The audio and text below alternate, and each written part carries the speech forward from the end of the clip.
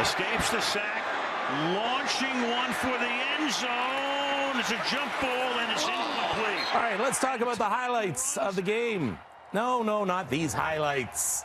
We're talking about the business highlights of the game.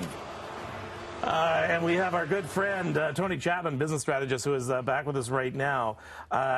So if you're putting a highlight reel together for the business side of the game, where do we start? Do we start with the commercials? Do we start with the presentation? What do we start with? I think they did a great job with the ads. It's always the stage for creative directors and marketers. It makes and breaks your career just like an athlete. $5 million to buy the real estate, then you have to produce the commercials, then you have to pay all the celebrities, then you buy additional media. So it's a big bet. But what really surprised me is a lot more humor this year. It wasn't sort of the political stance we're seeing, what we saw with the award shows. A couple of them. We're going to talk about one that was way offside. And celebrities really played with the brands this year. It wasn't that disconnect where at the last second you kind of shoved the product in and hope it pays attention. I loved Jeff Goldblum, the Jurassic Jeep, Park. Yeah, just to show off the Jeep and remembering that movie. And then the next Jeep ad was just simply a Jeep saying we don't buy this manifesto going through this pond and climbing a waterfall. So I thought, as in terms of selling brands, I thought they did well.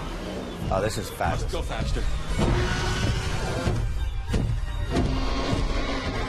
I mean, Jeff Goldblum, fantastic. Yeah.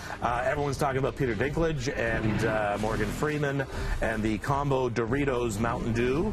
That hit all the right chords. Yeah, so Pepsi's always big in the Super Bowl, and the big bet is who gets the brands that are allowed in it.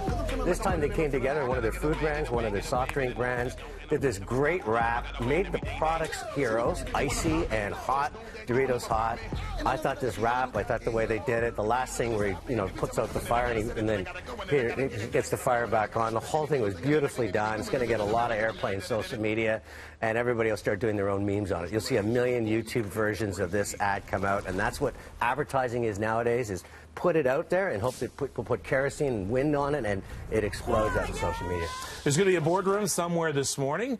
The CEO of Dodge is going to call his marketing people together, and he's going to quietly say, what were you people thinking? Oh. Of course, we're talking about the use of the Martin Luther voice and words.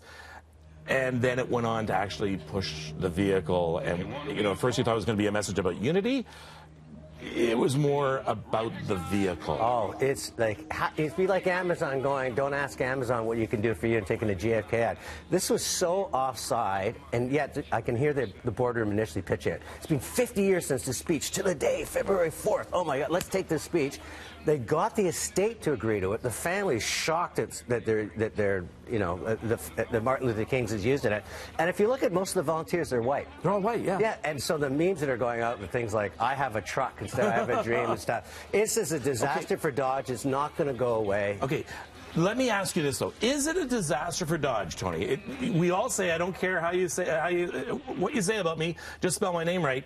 We're talking about Dodge right now. Does someone who's thinking about buying a truck, do they care about that? There's always all publicity good publicity. I think in this case, when you take someone like Martin Luther King, and what his words meant and the pivot he did in history, he shouldn't be attached to advertising. So I think it's just offside. Will it hurt the brand long term? No. There's so much going on in this world. This thing's we'll forget about it in 2 days. Nothing lasts anymore, but it's not how you want your brand positioned when you have that kind of backlash that's happening today in the media. All right. In contrast, by the way, do yourself a favor, go to YouTube, look up the Toyota Unity ad that they ran last night. It was beautiful. Beautifully done. All right. Tony, go to TonyChapmanReactions.com for more on his take. Thanks once again for being here. Thanks for having me. All right. It is 6:28 on Breakfast Television. Here's Tanny.